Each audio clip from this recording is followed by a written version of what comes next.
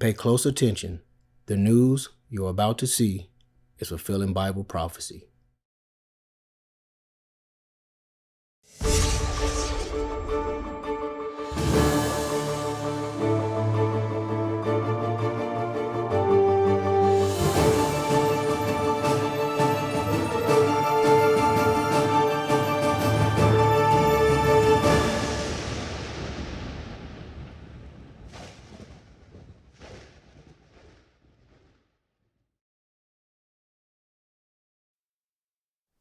Welcome to another edition of YPN News, bringing you news as it relates to Bible prophecy and foretold by Israel Hawkins.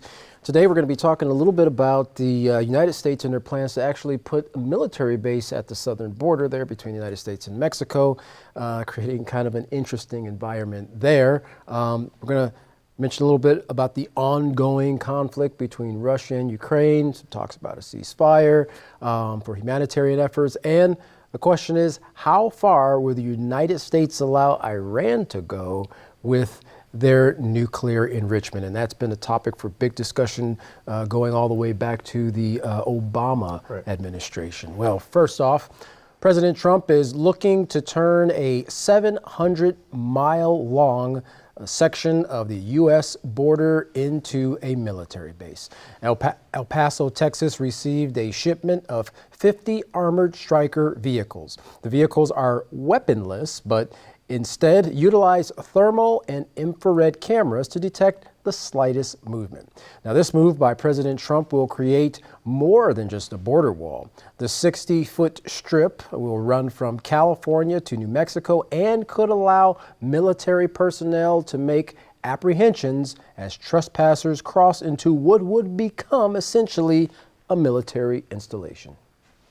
Well, the U.S. Border Patrol Agency said that the use of the U.S. military would be very helpful despite a decrease in crossings because the vehicles will allow for increased access to difficult terrain.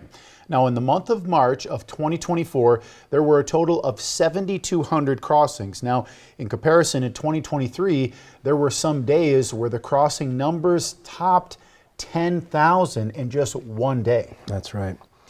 Well, the sight of the Strykers have caused would-be crossers to turn around after they made visual contact with the military vehicle. So, as a deterrent, it seems to initially be effective. Well, this next video shows some moves in the world of science where brain cells are being created. But what they're using to create these cells might shock you. Take a look for more in-depth information, courtesy of I-24 News. Take a look. This is not just your typical medical lab. These are the epithelial cells that were extracted from a urine. This is actually a healthy control samples, not a specific patient. And once we grow them under the microscope, it takes quite a lot of time, about 3 weeks up to a month, that they are actually fully grown. What would have been called science fiction is now actually reality. We are creating brain tissue from urine. That's a few thousand of cells. Do they move? They're not. They're actually stuck into the bottom of this plate. Wow. It's hard to imagine, but the team at Time Beyond is creating a brain out of sloughed-off organ cells that usually end up in the toilet. Those are mainly secreted kidney cells or liver cells that are naturally being secreted out, and we have the ability to take them and reprogram them to become any other type of cell of our body. What's amazing about it is that they actually have neuron connection between the cells that allow them to be electrical active. What we're doing is to take them to a living brain tissue that contains neurons and other types of cells. This brain tissue is functioning. It has electrochemical signals like the brain that we have, the original brain that we have. I take these organoids and I place them on a multi-electrode array, which has 60 electrodes that go out from it. And then I can record the resting state potential of this organoid, which is basically a brain. which is basically a small brain that has the same activity as the big brain. It may be hard to wrap our brains around it, but the results are mind-blowing. Measure these electrochemical signals to compare them between brain tissues that we grown from control group and to patients with ASD, autism spectrum disorders, or epilepsy, or schizophrenia, and to see the differences. We have 60 channels. Each of them is doing electrical recording from the organoid, from the brain tissue. And all these small spikes are actually electrical activity. This is how the organoid speaks. In this case, the organoid is grown from cells of a patient with epilepsy. All the electrodes fire together, which resembles what happened in epilepsy. What do you do with this information? So now when I have some biomarker of some abnormality, now I can start testing drugs and see which drugs help to restore the activity to the normal level. And that's the point. All this sci-fi is not in vain. This scientific advancement is meant to be a more cost-effective way to test existing drugs and to potentially help discover new drugs that treat a series of psychiatric and neurological disorders. Usually it takes about $1 billion, sometimes more, and about 10 years to develop a new drug. Companies don't always know which drug would be effective at the end of the road. They need to wait until the end.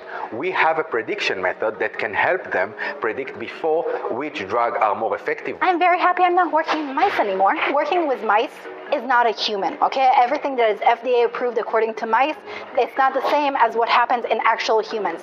Mice and rats don't have the same brain structure, brain biology. For example, the most developed area in our brain as humans is the frontal cortex, prefrontal cortex. Mice do not have the same prefrontal cortex.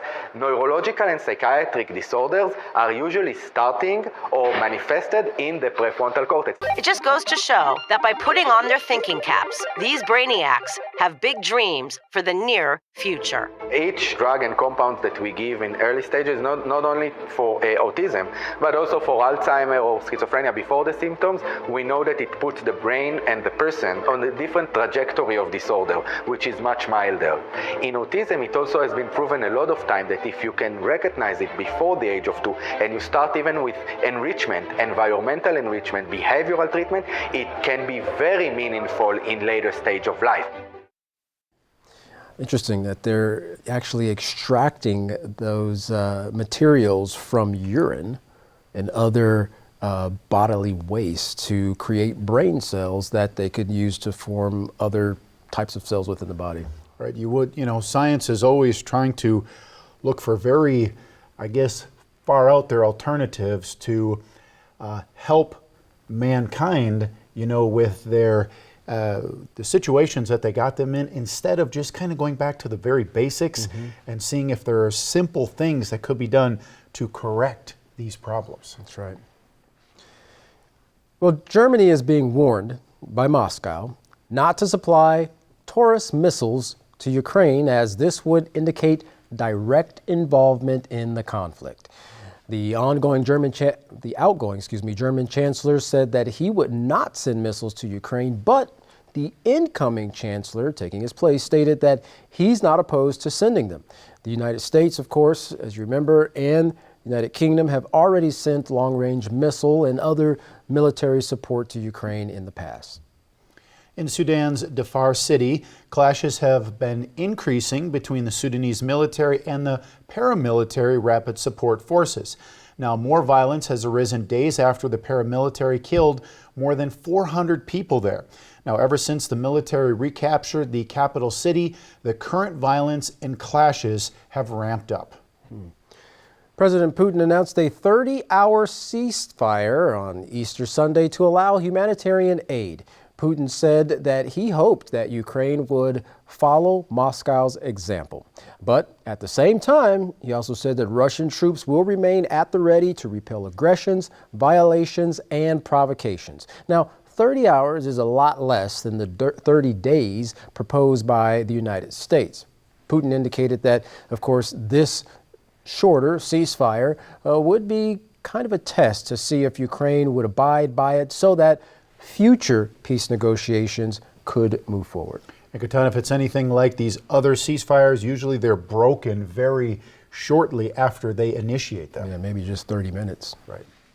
Well, the Ukrainian Greek Catholic Church's Archbishop has issued a harsh statement concerning Russia's missile attack that left more than 30 dead in the city of Sumy.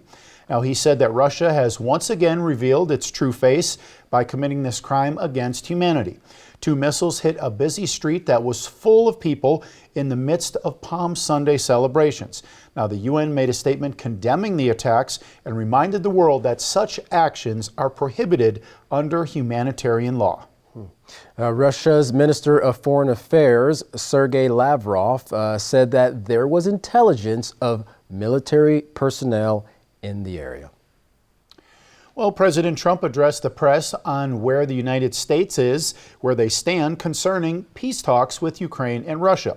Now, his comments came after Marco Rubio said that the U.S. needed to make a decision in a few days if there is a possible end to the war in Ukraine.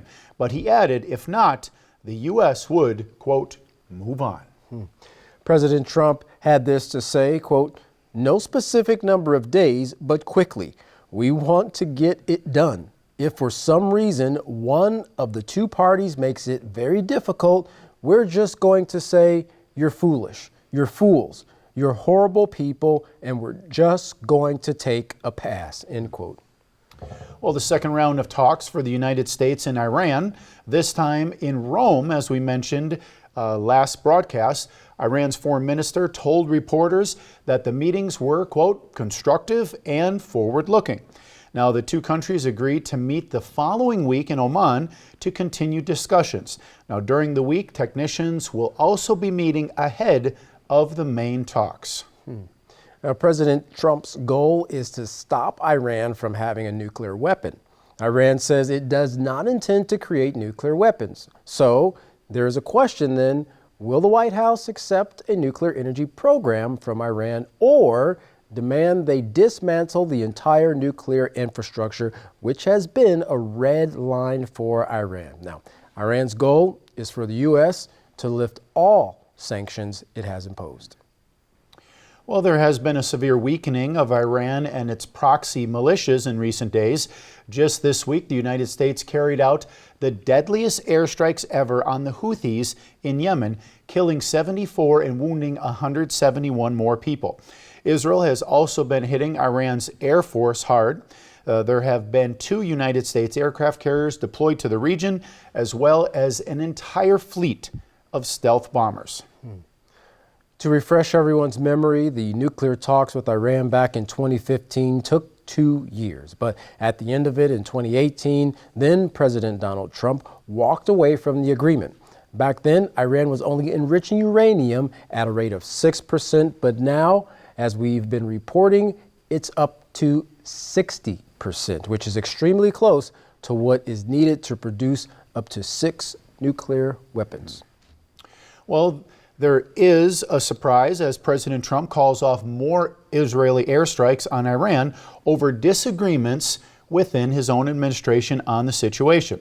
Now, some are wondering already, what threat does Iran pose at this point? There are internal divisions within the governing authorities, their economy is on the verge of collapsing, and there is almost no more support from proxies such as the Houthis, Hamas, and Hezbollah. Which includes Syria, as we've mentioned, who was a staunch asset to Iran. Now, lastly, there have been 2 failed attacks by Iran towards Israel, which both failed. So some are questioning the threat and think it's the best time to go ahead and strike them militarily while they are already down, almost kind of like go ahead and finish them off.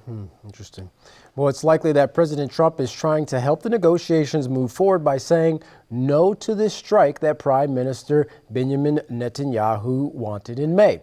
Another factor in this is that one of the main generals who would coordinate such an attack, well, he's leaving post. Trump has always preferred trying to make a deal, and we can see he is pushing for these negotiations in an effort to avoid an all-out war. And Israel would greatly welcome an end to the nuclear threat from Iran.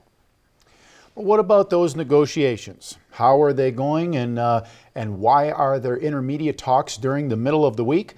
Well, in our last video, Al Jazeera News went inside the Omanian embassy in Rome, where the two groups met, and we can see they seem to be breaking ground barriers to understand one another better, and there is definitely a positive outlook on things. Take a look at our last video. Crunch talks in Italy, but hosted by the Gulf state of Oman. Here, the delegations arriving at its diplomatic compound in the north of the city. The Iranian Foreign Minister Abbas Araghchi, who had an earlier meeting with his Italian counterpart, went into these talks with serious misgivings about the US position. Were they demanding that Iran permanently dismantle its entire nuclear program? That would have been a deal breaker for the Iranian side, possibly collapsing the whole process. And yet, after 4 hours of negotiations that took place here, it was revealed that the pace of this process is now going to be increased. There'll be technical talks in Oman next Wednesday, and that's where Mr. Araghchi and the US chief negotiator Steve Witkoff will meet again in 1 week's time. By the end of the day, speaking to state TV, the Iranian foreign minister was sounding more positive. The negotiations were held in a constructive atmosphere, and I can say that they are moving forward. We are moving forward. We must be very cautious, but there is no reason for much pessimism either. We must walk a middle path, reasonable and calm. As the delegations left, it was clear there's not yet been any breakthrough. There will be tough negotiations ahead. But the Omani Foreign Ministry, who are supervising the process, issued a statement saying even the unlikely now is possible. Interesting video, Katan. It's almost as if they are taking steps and actually going towards finding a resolution, which is something that we don't see very often. You know, Iran is saying that, look, our enriching uranium, which remember back in 2018 was only at 6%, now it's up to 60%, but they continue to say that our enriching uranium is for basically the energy, the infrastructure, energy, and so forth, and not for developing nuclear weapons. Of course, that has always been the speculation that they are developing nuclear weapons, which Iran is saying there's no way we'll allow that. The United States doesn't want that. So, you know, it will be interesting to see what will actually come about with these negotiations to see if they can actually come to a solution. That's right. You know, and it's really frustrating to a lot of countries because, you know, here is a country that is, you know, developing this energy for the support of their country, and several other countries are saying, hey, we can't allow this because you might develop nuclear weapons. The same countries that are saying that have nuclear weapons themselves. So there's kind of a lot of hypocrisy, you know, and unbalanced weights and measures in dealing with the international community. And that does cause a lot of mistrust and frustration for many. Right. And you know, if they would continue to talk, more than likely they could find a peaceful solution to the situation. But most of the time we see those talks get broken down pretty quick as people are unwilling to change or compromise, even though that's what society would really need to help everyone in that region. That's right. Well, if you'd like to find out more about these stories, contact the House of Yahweh, and when you do, don't forget to request your free copy of the monthly newsletter and the Prophetic Word magazine. Here's how. To contact the House of Yahweh, you can write them at the House of Yahweh, P.O. Box 2498, Abilene, Texas, 79604. You can call them at 1-800-613-9494. You can visit them on any of their websites by going to Yahweh.com, YisraelHawkins.com, and Yahweh'sBranch.com. You can also visit our website by going to YPN News.com. You can email the House of Yahweh at info@Yahweh.com. And for all calls outside the United States, please dial the number on your screen. And don't forget the Israel Says and Ask Israel program. You can find those online by going to YisraelSays.com and AskYisrael.com. Well, don't go anywhere. Up next is another classic message from Yisrael Hawkins. From all of us here at YPN News, I'm Jeffrey Heimerman. And I'm Katan Alexander. Thanks for watching.